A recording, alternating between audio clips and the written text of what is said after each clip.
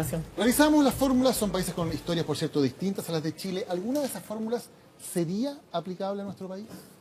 Hay que mirar la experiencia. Cada autonomía se construye dependiendo de la realidad social, política y cultural de cada país. Por lo tanto, las experiencias de autonomía se deben construir en un gran consenso con la población chilena y con la clase política chilena. Y por lo tanto, la autonomía acá va a tener ribetes particulares para poder diferenciarlo de otros países latinoamericanos o de las potencias mundiales, que en este caso puede ser la autonomía de Canadá, Estados Unidos o Nueva Zelanda. ¿Sería correcto hablar de un pueblo mapuche o de una nación mapuche?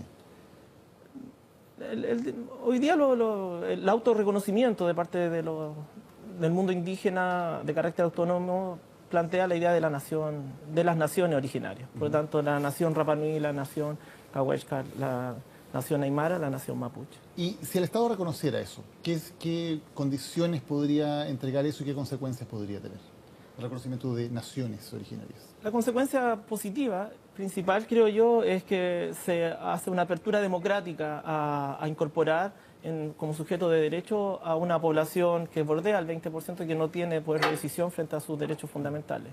Creo que esa es la primera. La sociedad indígena invita a democratizar, invita a abrirse a la población chilena, a su morenidad, como diría Licura Chihuahua. Creo que ese es el aporte central. Lo segundo es una lucha por derechos civiles, ¿no?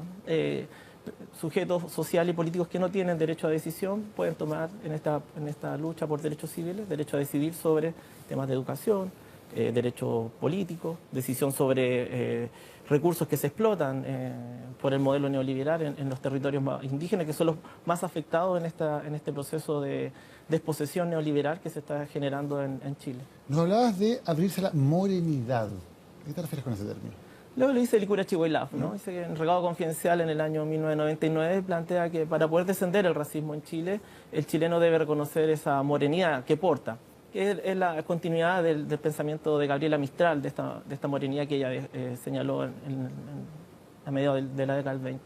En este sentido es ver a los indígenas como sujetos portadores de derechos colectivos y no verlos como nos ven hoy día, como sujetos que necesitamos que decidan por nosotros, de alguna manera como una infantilización frente al mundo indígena. Un poco en ese sentido. ¿Y qué pasa con la cultura mapuche en Chile? ¿Chile ha vivido de alguna manera a espaldas a esa cultura? ¿Le ha dado espacios de reconocimiento, espacios para que los chilenos también se sientan identificados con esa cultura? Hay una etapa de exclusión y de negación. El mundo indígena normalmente ha morenizado permanentemente al mundo indígena. Un poco lo vemos en palabras, en lenguajes que ocupamos. La palabra guagua puede ser la más reconocida que ocupamos todas las personas en esta sociedad. No es un concepto de español, es un concepto indígena, un lenguaje indígena. Las palabras en mapuzungún se ocupan, la toponimia en Santiago es principalmente mapuche. Por lo tanto, hay una utilización principal de la cultura mapuche de forma cotidiana. Y también diría otro punto, gran parte de las personas que trabajan en el servicio doméstico en la historia de Chile han sido mujeres mapuches. Por lo tanto, las comidas y gran parte del nutrir, también del alimento, ha sido indígena a lo largo de esta historia de los últimos 100 años. Hoy día posiblemente también sea peruano, que también tiene un porcentaje importante del pensamiento aymara quechua. Por lo tanto, el mundo indígena siempre ha estado presente en las casas del barrio alto, así como en las casas populares. ¿Pero los chilenos nos sentimos orgullosos de esa herencia cultural? En una etapa yo creo que no, hay una negación. Creo que con la dictadura militar se reimplanta toda una chilenidad portaliana y militar, donde se recupera esta idea del mapuche ercillano, es galvarino, es copolicán, pero son una mirada blanca, decimos nosotros, del mundo mapuche.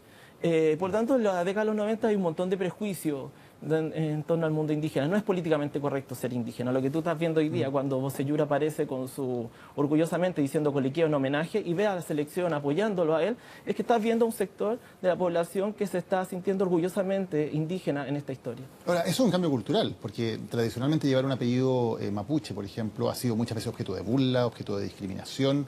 ¿Hay un cambio en la sociedad chilena en ese aspecto? Nos trataron mal, en buena parte. A mi generación la trataron mal, a la generación seguramente de mis padres y mi abuelo fue mucho más los que lo trataron mal. El racismo es una construcción cultural, el racismo se transforma también en la medida que cambia el modelo económico. Pasamos del indio al flojo, al borracho, al araucano, como nos llamó Villalobos, y hoy día nos denominan terroristas. De alguna manera el racismo como una construcción del ser humano también se va reformulando en esta historia a medida que el modelo económico también cambia. En ese sentido, sin duda, lo que hace hoy día Bocellur desde un deporte muy popular y que entra buena parte de la población, es la autoafirmación indígena, que yo creo que es la construcción final, de alguna manera, o la gran construcción que el movimiento autonomista, el que tú pudiste ver en tu reportaje en el sur, de alguna manera representa. Ahí estaba Huenchunao, ahí estaba Yaitul, Aucan Wilcamán, los Loncos. Tú pudiste ver todo eso y te diste cuenta efectivamente de cómo este discurso mapuche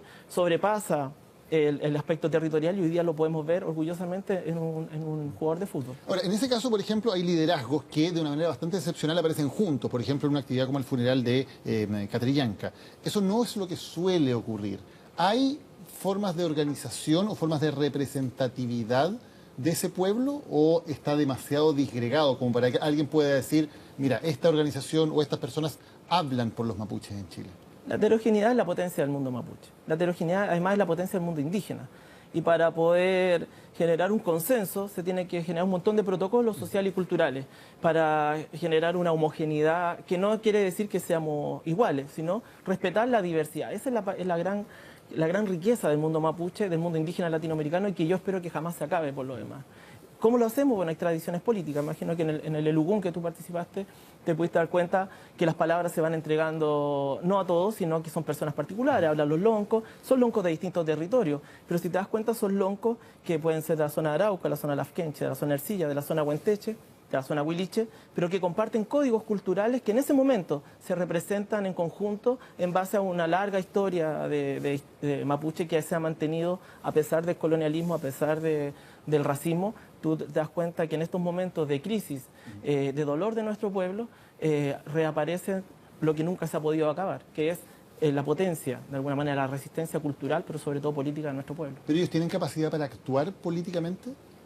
Han habido por lo menos 6, 7, 8 días de movilización, ¿no? Muestra que seguramente es un movimiento que actúa en todos estos días, ha tenido la agenda política, pero si nos vamos más atrás, son 30 años que el movimiento mapuche tal vez sea uno de los movimientos sociales bajo la nueva democracia, la otra transición a la democracia, que ha tenido una lucha permanente y que hoy día nos tiene, hablando de este tema acá, a Bocellur con la camiseta, hablando de autonomía, a Huenchumilla autorreconociéndose como mapuche, escribiendo un libro que se llama Plurinacionalidad, a Emilia Neullao también hablando a favor del movimiento mapuche, a don Domingo Namoncura diciendo que es necesaria una nueva constitución, a Yaitul planteando la autonomía, José Huenchunao también. Creo que te habla de una comunidad política nacional mapuche que ha tomado cada vez más ingredientes políticos y que se sustenta políticamente e intelectualmente en este escenario. ¿Y tiene sentido hablar, por ejemplo, de, como ocurre en Bolivia o en Ecuador, donde hay territorios autónomos indígenas que tienen ciertas formas de autogobierno? ¿Es posible o es deseable desde tu punto de vista algo como eso en Chile? Todo es posible. En la historia demuestra que todo es posible y también siempre hay tragedia en todo lo posible.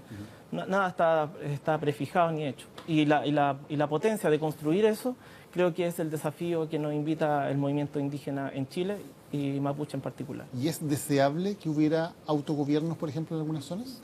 A mí me encanta que sea posible. Creo que existe, Daniel. Los alcaldes mapuche ANCAM, que son representantes de al menos 6 municipios, 7 municipios, gobiernan hoy día de facto en estados plurinacionales y gobiernan sin expulsar a los chilenos. En Tirúa, Adolfo Millabur jamás ha planteado la expulsión del campesino chileno ni de las personas chilenas. Al contrario, gobiernan plurinacionalmente, para chilenos y mapuche en igualdad de condiciones, pero fomentando lo indígena. Creo que ese ensayo de ANCAM creo que es un interesante aspecto de un laboratorio de plurinacionalidad que se está dando ahí. No puede haber nadie que plantee hoy día que los alcaldes mapuches lo están expulsando, no los dejan entrar a las escuelas públicas o a los hospitales públicos. El mundo mapuche se caracteriza por su mestizaje cultural y político, por incorporar en igualdad de derechos al chileno. Fernando, muchas gracias por habernos acompañado.